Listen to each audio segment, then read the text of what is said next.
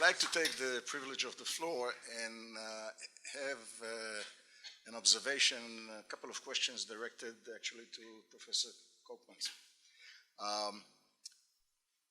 I'm not sure if it was part of your study.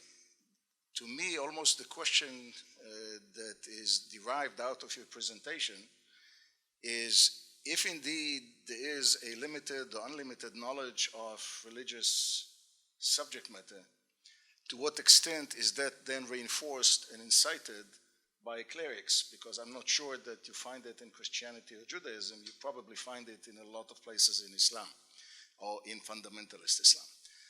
The second question then is, or the question following the observation is, how are your findings received and perceived in the Islamic community? And third, will you be considered an Islamophobe based on what you are? This is an objective question. I've been called an Islamophobe, so I know I've been in that place. So if you can address that, please. Yeah, I'll try to do it quickly to leave room for other questions. I mean, within Islam, you're right. I mean, clerics clearly play a big role, especially those from within the Salafist branch of Islam, or also clerics linked to the Brotherhood. I think, to my limited knowledge, but I have a background myself, or at least my parents were in a Pentecostal church when I was a small kid. And I know that clerics there spoke a lot about the Bible. They spoke a lot about the revelations of John, and they linked that also to current political events. For instance, to the Israeli-Palestinian conflict. So I think it's not entirely absent within Christianity. I can't judge about Judaism, but how these findings are perceived in the Islamic community, I cannot say very much about these specific findings because they are pretty new. But I've done earlier research on the spread of Islamic fundamentalist attitudes without the linkage to violence still, with a linkage to hostility towards other groups, including anti-Semitism. And I can only say that the reaction from Islamic communities is very bifurcated. There are some people who are very happy with my research, namely liberal Muslims, ex-Muslims, who, you know, are happy that finally somebody comes with solid evidence that, you know, supports their position in what I often call the civil war within Islam, because that is what I think we're going through. This is not, the problem is not Islam, but the problem is that in the Islamic world, a civil war is going on between Sunnites and Shiites, between different branches of Sunnism, between different fundamentalist branches also, and that civil war spills over into Western immigration countries. That's why I'm not very charmed by the notion of homegrown terrorism, because it deflects attention away from the fact that the root cause of the problem is in the Islamic world. And what we are seeing in Western countries is mainly a spillover effect. And finally, yeah, I'm sure I'm sometimes called an Islamophobe, but I have Islamophobes among my best friends, I would say. And I think in most cases it's not really justified, but make your own opinion, I would say. Thank you. Let's open it up. Eli?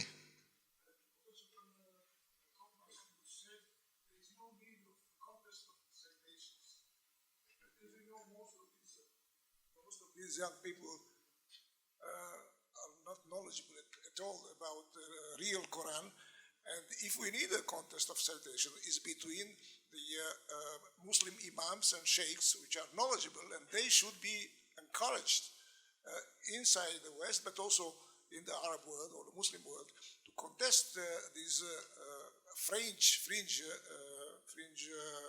elements, if you want, in the radical Islam or Salafi Islam. And the second question is, this was more of a comment, but to the three establishment people, Colonel Mota and Mrs. Ullman, I think, and General Udiol, there is a worry in the West authorities that the great wave of immigration beginning 2015, especially from Syria, Iraq, and also Libya, will be used as a penetration or infiltration by ISIS cells, okay? And I would like to know if there is data between 2015 and today, how many people among the huge wave of immigrants were either preparing some attacks or were seen as potential attackers, and how really participated in terrorist attacks, even primitive attacks in the West, in your countries, I mean? Yeah, so the reason why I say that a contest of citations cannot be the solution is that I'm convinced that the core of the problem is religious fundamentalism. And religious fundamentalism is about taking scripture literally. And that conundrum cannot be solved by putting one element of scripture against another, because of course you can say there's also something in the Quran that says there should be no compulsion in religion.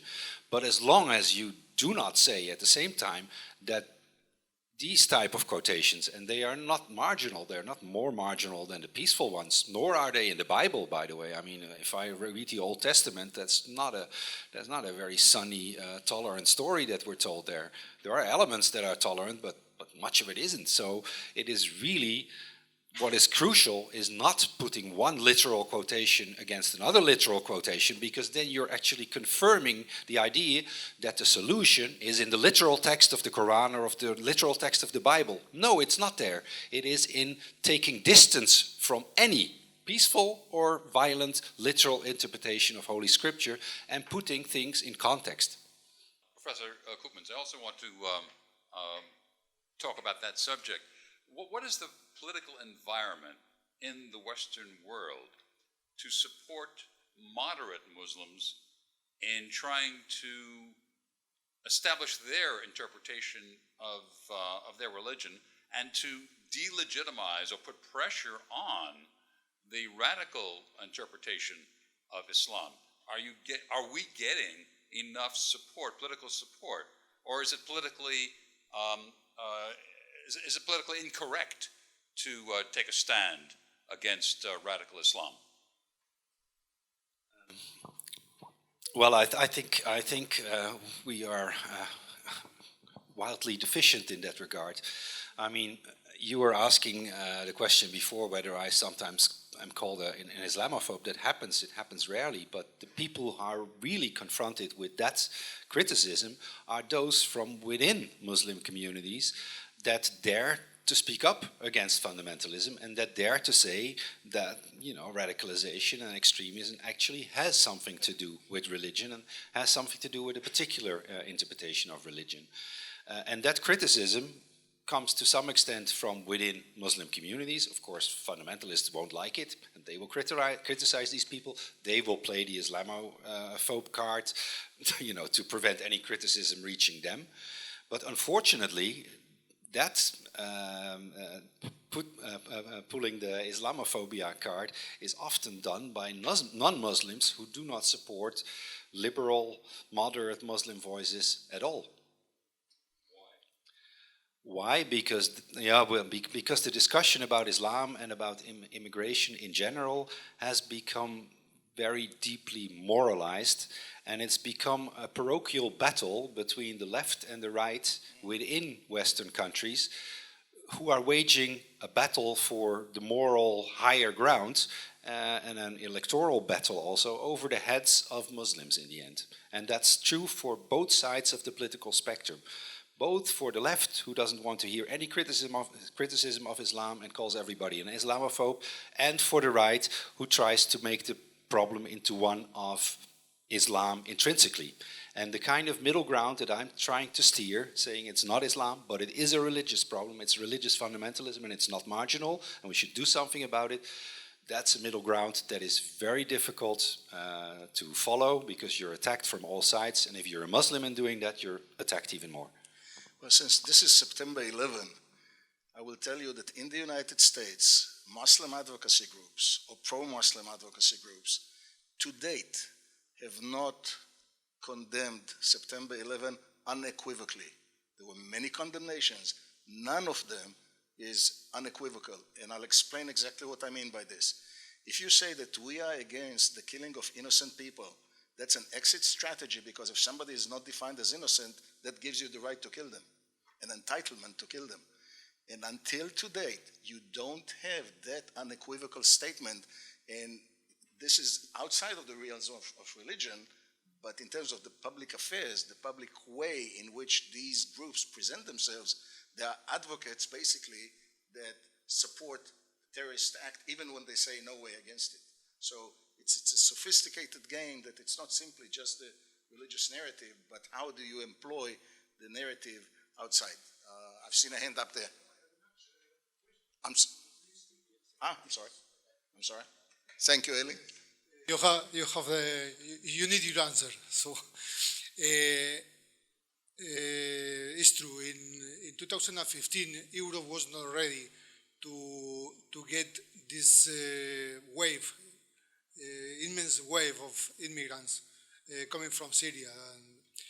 And that means that probably a lot of terrorists enter in Europe by this way. In Spain, we haven't detected any of them. The vast majority of these immigrants went to Central Europe, on the North Europe, and they are not coming to Spain. But we have taken some kind of measures in Europe to prevent in the future a kind of infiltration like this. So nowadays our external borders are better protected than then, and the procedures we have established to control the people coming, entering Europe are now more effective than they were in 2015. I don't know if France had more information. Yes, it's a fact that among the attackers of November 2015 and now, a few of the terrorists came with the refugees. This is a topic closely monitored by the intelligence services, of course. It's less a priority for the moment because of the fact that the Islamic State has been weakened. But it's still preoccupation. It's still very important to intelligence services to focus on cooperation on those matters. Since November 2016, no other attempts by immigrants, no other. Maybe you read 2 weeks ago there was an attack by a man, an Afghan. It was not characterized as a terrorist attack. It was insane, and the religious motivation was not sustained.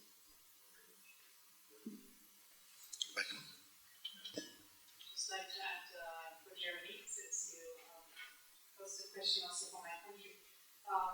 Yes, migration flows have been used and they will continue to be used by ISIS and all kinds of different terrorist organizations in order to get the people where they want them to go to, and there have been planned attacks, not only planned attacks but also attacks conducted, and you can be sure we have our intelligence services looking at this very closely, and that we're using all means possible, observation, detention, and also deportation where that is possible, in order to contain the threat. All right. So I got 2 questions. The first is on Monday, the Belgian police commissioner Saad Amrani was quite furious. I don't know if someone had listened to him about that. It's not really acknowledged that most of the terrorism comes out of special milieus that are building those extremists. And most of the people that got detained, they get back into those milieus and they re-radicalize. And is there any way of tackling that on a, social level? And my second question is, since Erdogan is starting to kind of threaten Europe again with sending more of the refugees that are kept in Turkey, is there any way that the system, maybe of Frontex, has changed since 2015, the last big wave, to maybe deal with that today in a different manner in order to prevent, for example, terrorists or potential terrorists to enter Europe? Who wants to take that? Well, let me take the first one. I attended the session where Saad Amrani spoke, and I was absolutely thrilled by what he said. And I suppose he will get a lot of criticism for that too. It's very much in line with what I have been saying. Yeah, your question is, of course, very appropriate, how to tackle these milieus. Well, again, you have to ask the question, what are the root causes of the radicalization of these milieus? The root cause of that radicalization is not unemployment, it is not bad housing conditions. These are all over the place, and they affect Muslims and non-Muslims, etc. If you want to solve that problem, you have to do something about the ideological infiltration. And the channels for that ideological infiltration, they are very clear. Since 1979, since the breakthrough of Islamic religious fundamentalism, Saudi Arabia alone has been spending $2 to $3 billion each year on religious propaganda throughout the Muslim world, as well as in non-Muslim countries in the West or in Africa. So a first very practical thing that one could do, and that the Austrian government has already implemented, doesn't work so well yet in all regards, so there's room for improvement there, but okay, they're the first who tried it, is to basically block the funding from Saudi Arabia and other authoritarian Gulf states that do not have a separation of church and religion, that have religious violence of the kind that I was speaking about in their law books, where there is the death penalty on apostasy, there is the death penalty on blasphemy. That is the law in 13 Islamic countries. Many of these 13 are extremely rich because of oil, and they propagate their form of Islam throughout the world. If we don't do something about that, then we are just, as the Germans say, curing the symptom. It's as if we would have a problem in the Netherlands, the country where I'm from, with floods, and we say, well, we should teach people to swim, because the people who drown tend to be people who cannot swim very well. No, we have to raise the dikes, and we have to do something against climate change. You tackle the structural causes. Otherwise, we can de-radicalize people, or we can do something about drowning, whatever we want, but the problem is going to stay. We have time for one more question. There's the other one question. Regarding your second question, as I have said, from 2015 to now, everything has changed in the European Union. Everything.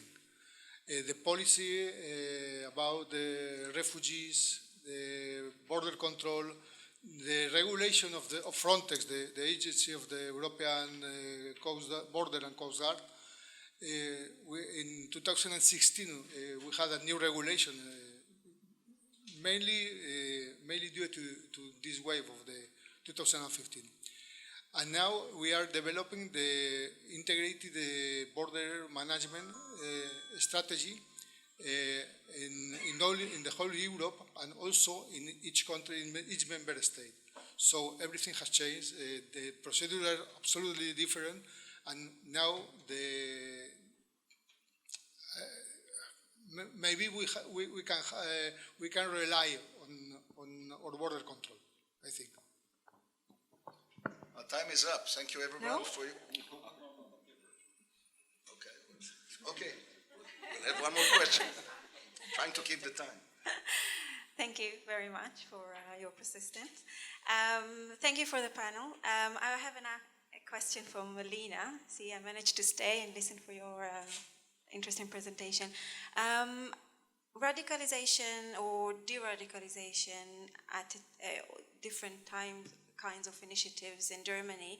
I know you're dealing with thousands or tens of thousands of refugees and people that are under that situation where you don't know whether they are posing a risk or not. First, how do you deal with such an immense threat? And secondly, do you consider any technology to help you maybe minimize that threat or allocate those people that pose a risk or not? Thank you. Thank you for the question. Yes, you're right. We're looking at quite a big number of people here. Just to give everybody a little bit of an idea, in 2014 we had 200,000 applications for asylum in Germany. In 2015 that number rose to 476,000. 2016 746,000. And from there on it dropped. So nowadays, in 2019, we have about 100,000 applicants. Most of these people, they come from Syria, Iraq or Nigeria, then Turkey, Afghanistan and Iran. So what do we do when they enter the country and they apply for asylum? Of course, we check the data that is available to see if we have persons coming in who might pose a threat. But here the first difficulty arises, and this is that a quite high number of these people, they don't have any documents with them. So they can basically say, I'm so-and-so, and there's not really a means to check back on that. And then because of the big number, of course we cannot keep like an eye 24/7 on everybody. And why should we? People applying for asylum are as such not a threat per se. It is a human right, and they should be seen as humans who are in need of our help first and foremost. So the challenge is to seek out those who might pose a problem.